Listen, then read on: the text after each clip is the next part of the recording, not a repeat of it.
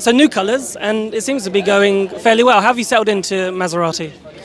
Yeah, really easy, smooth. I think I've said this to a few people. This is my first time changing team in Formula E, but I think you've seen in history that it's not always the smoothest thing in the world to do.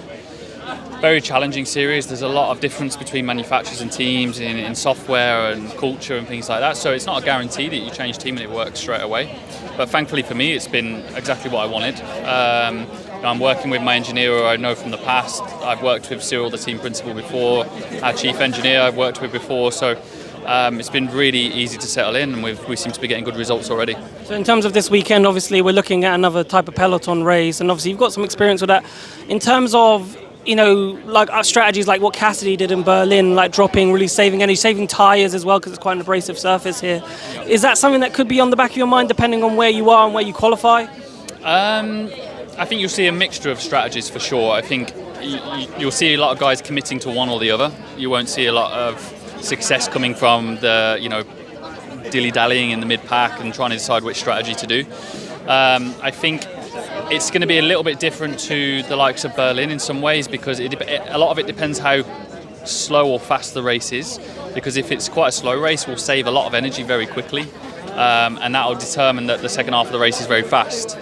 And if that's the case, then you don't want to really be sitting at the back, ready to capitalise on a race that accelerates away from you late on.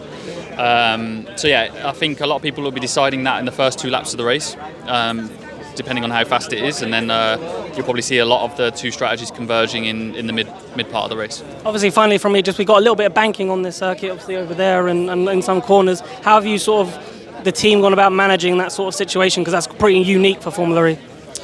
Yeah, I'm trying to think if we've ever had something like that before. I can't. Waveland maybe, I can't remember.